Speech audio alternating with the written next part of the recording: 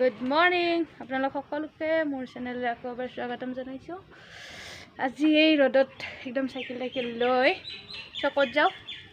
এইটো মোৰ লগত হাই মেট্ৰিক পৰীক্ষা আছিল, পৰীক্ষা কেঞ্চেল হোৱাৰ কাৰণে একদম আলহী খাব আহি গ'ল। এতিয়া আমি যাম চিকেন আনিবা। তেতিয়াহ'লে গৈ থাকোঁ আৰু আপোনালোকক লগ পাম মাজে মাজে। এখন মানিলে বৰ দিগদাৰ। আজি কিবা এটা বনাম আৰু তাই অহাৰ কাৰণে স্পেচিয়েল ৰেচিপিটো বাৰু আপোনালোকৰ লগত শ্বেয়াৰ কৰিম। মই ভিডিঅ'টো চাই থাকিব হওক গ'লে চ' যাই থাকোঁ আৰু।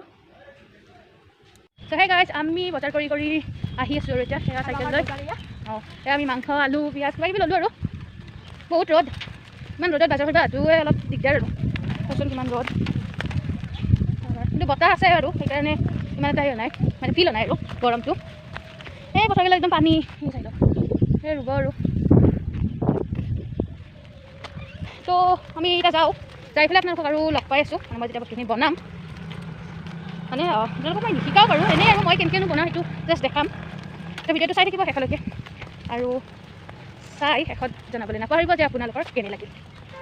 চ' আমি ঘৰ আহি পালোঁ। এয়া চাওক, ড্ৰেছ চেঞ্জ কৰিলোঁ আৰু সেইটাই থিয়া দি আছে চাই পেলাই একদম পানী খাত লাগি গৈছে আৰু ইমান ৰ'দ, পিয়া লাগে বহুত।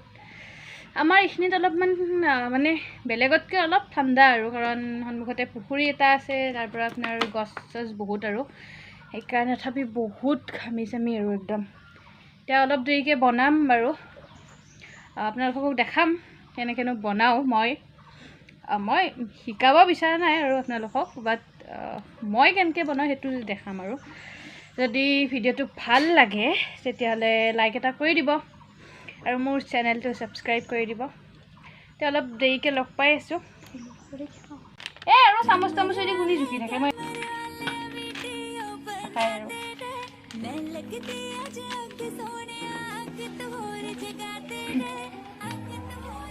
এইটো হ'ল মিট মছলা, অলপ দি দিছোঁ আৰু চবৰে।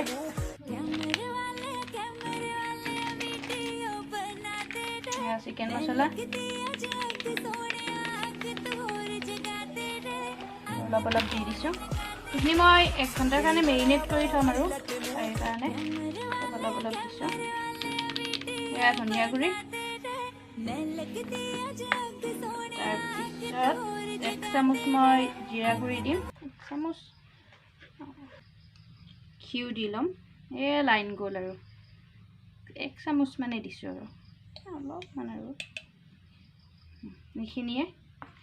আপোনালোকে বাটাৰ দিব পাৰে আৰু দৈটো লাগে বাৰু, কিন্তু মোৰ তাত আজি নাই সেইকাৰণে মই সেনেকৈ বনাই লওঁ।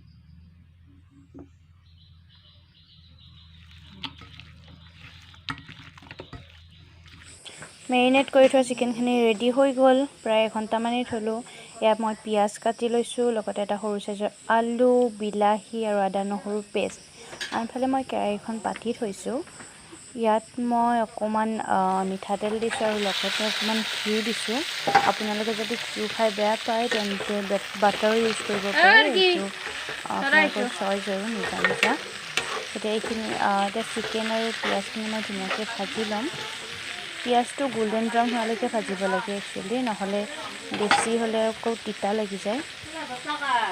মাংসৰ পিঁয়াজখিনি ভালদৰে সিজিলেই বাৰু অকণমান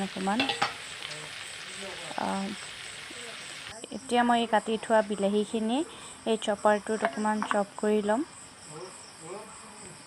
আৰু এই কাটি থোৱা যিখিনি আলু আছে এইখিনি মই অকণমান ভাজি ল'ম আৰু অকণমান বেছি নহয়। মই আলুখিনিও দি দিলোঁৱে, অকণমান ফ্ৰাই কৰি দিছোঁ আৰু প্ৰায়খিনি সিজিলেই। এনেকৈ মই ঢাকোন লগাই বনাওঁ বাৰু, এনেকৈ যেনেকৈ সুবিধা হয়। এইটো কেৰাহীত বনালে ভাল, লাগি নধৰে। এতিয়া ইয়াত মই কাটি থোৱা যিখিনি বিলাহী আছিল এইখিনি মই দিছোঁ, মানে চপ কৰি থৈছিলোঁ। আপোনালোকে পেষ্টো বনাই দিব পাৰে যেনেকৈ ভাল পায় আৰু এনেকৈ দিছোঁ। চ' মোৰ আঞ্জা ফাইনেলি ৰেডি হৈ গ'ল। ইমানটো দেখাই নাথাকিলোঁ আৰু ইমান ভিডিঅ' কৰি থকা নহ'ল আৰু আনফালে মই পেন এখনত অকণমান চিকেন মানে এনেই ড্ৰাই ফ্ৰাই কৰিছোঁ, অকণমান পিঁয়াজ বেছিকৈ দি।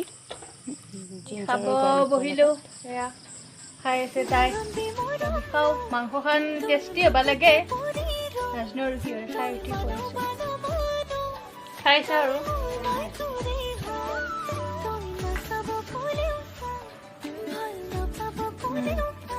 ভালেই হৈছে দৈটো হ'লে আৰু বেছি ভাল লাগিল হয় ঘিউ দিয়াৰ কাৰণে অলপ মানে টেষ্টটো বেলেগ হৈছে আৰু আপোনালোকে ট্ৰাই কৰি চাব কেনে হয় ভাত পানী খাই আজৰি এতিয়া আমি এনেই আৰু বাহিৰত বহি আছোঁ আঞ্জাখন খাবৰ কাৰণে ভালেই হৈছিল বাৰু কিবা কিবি আৰু লাগিছিল মই নাপালোঁ আৰু যিখিনি পাইছোঁ তেনেকৈ বনাই দিছোঁ আৰু যি কি নহ'লেও এই কেনেকুৱা হৈছিল আঞ্জাখন মজা একদম লাইফত প্ৰথম খাইছোঁ এনেকুৱা আঞ্জা তাই বাৰু কৈছে ভাল হোৱা বুলি দাদাও ভাল হোৱা বুলিয়ে কৈছে মোৰ খাই বেয়া লগা নাই আপোনালোকে চবেইতো জানেই বনাবলৈ মই কাকো শিকোৱা নাই দেই মই জাষ্ট মই কেনেকৈ বনাইছোঁ এইটো দেখাইছোঁ আৰু ভাল কৰিবৰ কাৰণে ট্ৰাই কৰিম আগলৈও কেতিয়াবা দেখাই থাকিম আৰু আপোনালোকক চ' ইমান গৰম সেইকাৰণে ভাবিলোঁ এনেই আৰু অকণমান বাহিৰতে বহোঁ চোৰে চোতালতে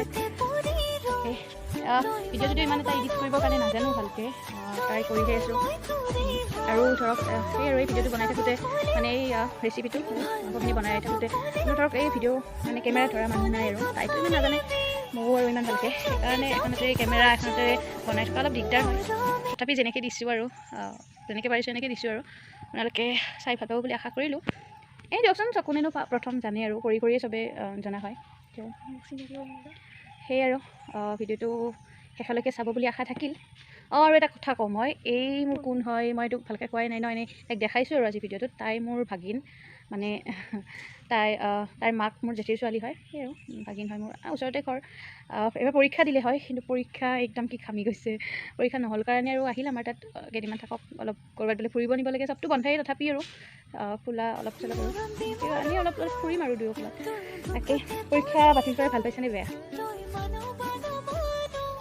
পৰীক্ষা মানে বাতিল কৰাৰ কাৰণে কেনেকুৱা ভাল পাইছেনে বেয়া পৰীক্ষাটো বাতিল কৰাৰ কাৰণে ভাল পোৱা নাই কাৰণ বহুত কষ্ট কৰিছিলোঁ বা পৰীক্ষাটো দিব বহুত ইচ্ছা আছিল নতুনকৈ মেট্ৰিক দিলোঁ হয় আৰু আগতে বহুত পৰীক্ষা দিছিলোঁ কিন্তু মেট্ৰিক পৰীক্ষাটো বহুত ইম্পৰ্টেণ্ট আৰু আমি সেইটোৰ পৰা আমি ক্লাছ